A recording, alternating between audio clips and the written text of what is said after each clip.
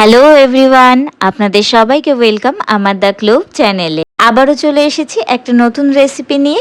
আজ আমরা বানাবো একেবারে সহজ কিন্তু মশলাদার একটা রেসিপি, যেটা কিনা মশালা পনির। তাহলে আর দেরি না করে চলুন শুরু করি আজকের রেসিপি। এখানে শুরুতেই আমি 400 গ্রাম একটা পনিরের কিউব নিয়েছি।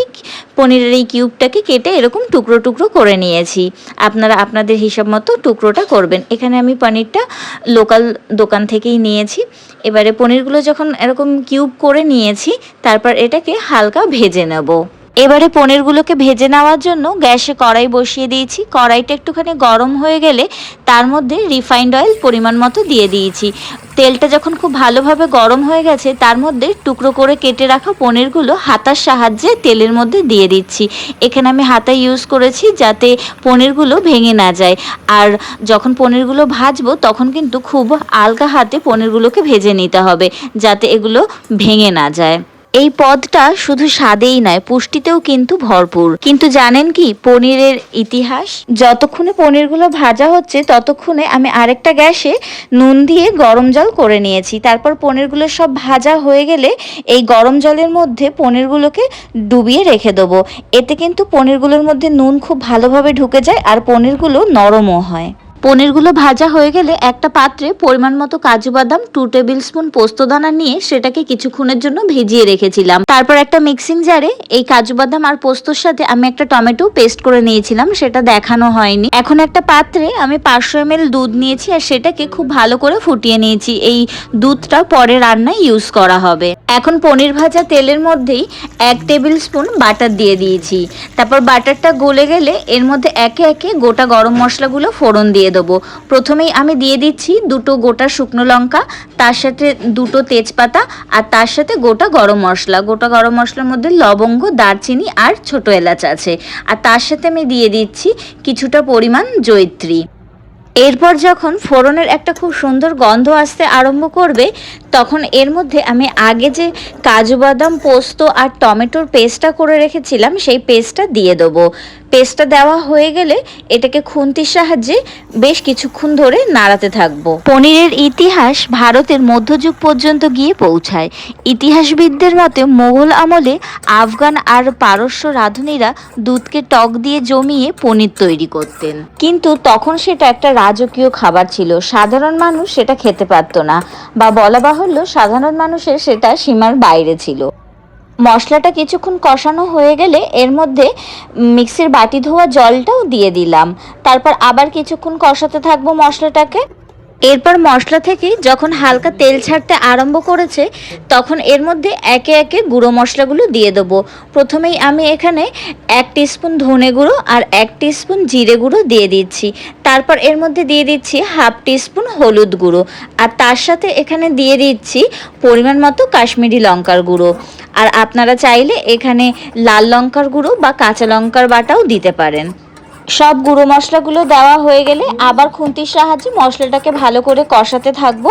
তারপর এর মধ্যে পরিমাণ মতো নুন দিয়ে দেবো। এখানে আমি নুনের পরিমাণটা একটু অল্প দিয়েছি, কারণ পনিরটা যে নুন জলের মধ্যে চুবিয়ে রেখেছিলাম সেই নুন জলটা পরে ইউজ হতে পারে। আর যেহেতু ওর মধ্যে অলরেডি নুন দেওয়া আছে, তার জন্য আমি নুনের পরিমাণটা সামান্য কম দিয়েছি। এরপর নুনের সাথে সাথে এর সাথে পরিমাণ মতো আদা বাটাও দিয়ে দিয়েছি। তারপর মশলাটাকে আবার কষাতে থাকবো। মোঘল আমলে সাধারণ মানুষ পনির না খেতে পারলেও পরবর্তী সময়কালে শিখ আর পাঞ্জাবি সম্প্রদায় মূলত তাদের রান্নায় নিয়ে আসে পনিরের স্বাদ। তারা বিভিন্ন রকম পনিরের আইটেম বানাতে শুরু করেন, যেমন পনির ভুর্জি, পনির মশালা, বাটার পনির মশালা। মশলাটা খুব ভালোভাবে কষানো হয়ে গেলে এর মধ্যে ভেজে তুলে রাখা পনিরগুলোকে দিয়ে দেবো। এখন কিন্তু খুন্তিটা একটু আস্তে চালাতে হবে, যাতে পনিরগুলো কোনো রকমভাবে ভেঙে না যায়। আর আজকের দিনে দাঁড়িয়ে পনির কিন্তু নিরামিষাশীদের জন্য প্রোটিনের এক খুব বড় উৎস। স্বাদের সাথে সাথে এর পুষ্টিগুণও কিন্তু অসীম। মশলার সাথে পনিরটাকে খুব ভালো করে কষানো হয়ে গেলে এর মধ্যে আমি আগে যে দুধটা ফুটিয়ে রেখেছিলাম সেই দুধটাকে পুরোটাই দিয়ে দিলাম। তারপর খুন্তি দিয়ে আবার কিছুক্ষণ এটাকে নাড়িয়ে চাড়িয়ে নেব। এখানে যদি আপনাদের মনে হয় যে পনিরে আপনারা আরেকটু গ্রেভি রাখতে চান, তাহলে পনিরটা ভেজে যে নুন জলে চুবিয়ে রাখা হয়েছিল সেই নুন জলটা আপনারা এখানে পরিমাণ মতো ইউজ করতে পারেন। এখন আমি পনিরটাকে কিছুক্ষণের জন্য ঢাকা দিয়ে রেখে দিলাম। তারপর ফুটে ওঠার পর ঢাকাটা তুলে এবারে একটুখানি টেস্ট করে নেব। এখানে টেস্ট করে আমি দেখলাম যে সামান্য পরিমাণে নুন আর চিনি লাগবে। আমি প্রথমে চিনি দিইনি, কারণ যেহেতু এর মধ্যে অনেক দুধের প্রোডাক্ট আছে, দুধ আছে, প্লাস তার সাথে কাজু বাদাম আছে, তাই জন্য চিনির পরিমাণটা একটু কম দিয়েছিলাম। তারপর এখানে নুন আর চিনি স্বাদ মতো দিয়ে দেওয়ার পর আবার এটাকে কিছুক্ষণের জন্য ঢাকা দিয়ে রেখে দেবো। 10 মিনিট পর ঢাকাটা তুলে দেখছি এখানে কিন্তু আমাদের পনির একদম রেডি হয়ে গেছে। তবে নামানোর আগে এর উপর থেকে আমি কাসৌরি মেথির গুঁড়ো ছড়িয়ে দিচ্ছি, আর তার সাথে সাথে 1 টিস্পুন বাটার উপর থেকে ছড়িয়ে দিচ্ছি। এখন গ্যাসের ফ্লেমও বন্ধ করে দিয়েছি। চলুন তাহলে আমাদের আজকের রেসিপি পনির মশালা একটা প্লেটে সার্ভ করে নিই। পনির হলো উচ্চমানের প্রোটিনের উৎস। প্রতি 100 গ্রাম পনিরে প্রায় 18 গ্রাম প্রোটিন, 20 গ্রাম ফ্যাট আর প্রচুর ক্যালসিয়াম থাকে, যা আমাদের হাড় মজবুত করে, পেশির বৃদ্ধি ঘটায় আর শরীরে শক্তি যোগায়। তাহলে আজকে আপনারা জানতে পারলেন পনিরের ইতিহাস, তার সাথে সাথে পনিরের পুষ্টিগুণও। আপনাদের যদি আমার এই ধরনের রেসিপিগুলো ভালো লেগে থাকে আর তার সাথে সাথে এই খাবারের গল্পও ভালো লেগে থাকে, তাহলে আমার চ্যানেলটিকে সাবস্ক্রাইব করে দেবেন, যাতে আমরা একসাথে আরও নতুন নতুন রান্না ট্রাই করতে পারি আর আপনাদের সাথে আরেক নতুন গল্পও নিয়ে আসতে পারি। আপনারা দেখতেই পারলেন যে এটা সম্পূর্ণ নিরামিষভাবে তৈরি একটা পনিরের রেসিপি।